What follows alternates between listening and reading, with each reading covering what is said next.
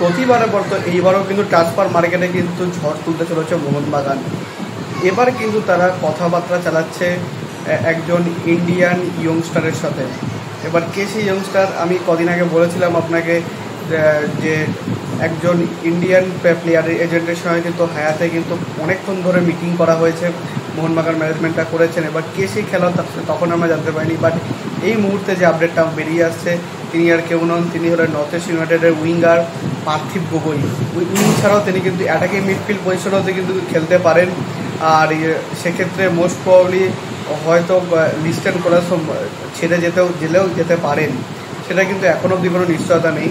তবে পার্থিবকে নিয়ে কিন্তু যথেষ্ট সিরিয়াস মোহনবাগান, তাকে কিন্তু মানে খুব করে চাইছে যাতে পরের সিজনে পার্থিব মোহনবাগানে চলে আসেন।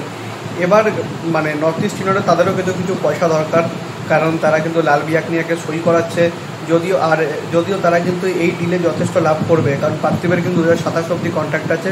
তো সেক্ষেত্রে তার স্যালারির পাশাপাশি একটা অ্যামাউন্ট কিন্তু নর্থ ইস্ট ইউনাইটেডকে দিতে হবে, যেটা কিন্তু লাল বিয়াকনার থেকে অনেকটাই বেশি হবে। কারণ লাল বিয়াকনিয়ার মার্কেট ভ্যালু মাত্র 1.1 করোড়, তা হয়তো 1.1 কোটি বা তার মানে কাছাকাছি ডিলে মানে মূল্যে কিন্তু ডিল হয়ে যাবে আইজল এফসির সাথে লাল বিয়াকনিয়াকে নিয়ে নর্থ ইস্ট ইউনাইটেডের।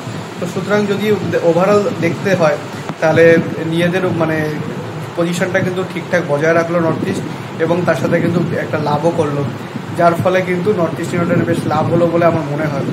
তো পার্থিব গগৈ আসলে মোহনবাগানের কী সুবিধা হবে এবং আপনারা এই ডিলটাকে কীভাবে দেখছেন আমরা কিন্তু অবশ্যই কমেন্টে জানাবেন। নেক্সট আপডেট কিন্তু ইস্ট বেঙ্গলকে নিয়ে। তো ইস্ট বেঙ্গল ইন্ডিয়ান একজন ফরওয়ার্ডের দিকে নজর দিয়েছে, থাংবয় সিংহ। তিনি যে টিম লিস্ট অর্থাৎ নেক্সট সিজনের জন্য তারা কাকে কাকে চান সেটা কিন্তু ম্যানেজমেন্টকে ইতিমধ্যে পাঠিয়ে দিয়েছে। তার মধ্যে যে ইন্ডিয়ান ফরওয়ার্ডের নাম আছে তিনি হলেন বিপিন সিং।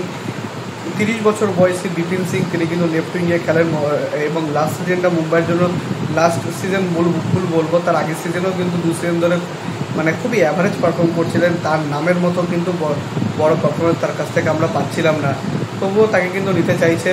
এবং আপনারা ভালো করে জানেন মহেশ নাওরেমকে কিন্তু নেক্সট সিজনের জন্য ক্যাপ্টেন নির্বাচিত করা হয়েছে। এবং মহেশ যে পজিশনে খেলে তিনিও বিপিনও কিন্তু সেই পজিশনেই খেলেন। তো দুজনকে নিয়ে একটু কিন্তু চাপ হতে পারে। তো যদিও মহেশ যদি চান তো অ্যাটাকিং মিডফিল্ডার এবং রাইট উইং দুটো জায়গাতেই তিনি কিন্তু খেলতে পারেন, লেফট উইং ছাড়াও।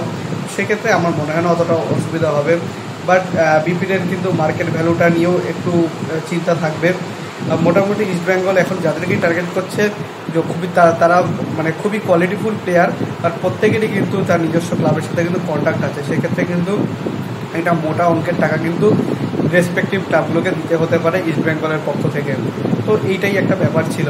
তো ইস্ট বেঙ্গল ফ্যান্সরা আপনারা এই ডিলটা কীভাবে দেখছেন সেটা কিন্তু আমাকে অবশ্যই কমেন্টে জানাবেন। সো এই অবধি ছিল আজকে আপডেট ভিডিও। যদি ভিডিওটা ভালো হয় তাহলে ভিডিওটা লাইক করবেন, চ্যানেলটি সাবস্ক্রাইব করে বেল আইকনটা অবশ্যই প্রেস করে দেবেন আমাদের সমস্ত ভিডিও আপডেট নোটিফিকেশন সবার আগে পাওয়ার জন্য। এছাড়া আপনাদের সোশ্যাল মিডিয়া হ্যান্ডেল ফলো করতে হবে, লিঙ্ক আমি ডিসক্রিপশনে পাস করে দিয়ে রাখবো, সব মিক্সড করবেন। ছোটোখাটো কিছু আপডেট সেখানেও যাওয়ার চেষ্টা করে। দেখা হচ্ছে পরে ভিডিওতে। আপাতত bye bye, glory man United.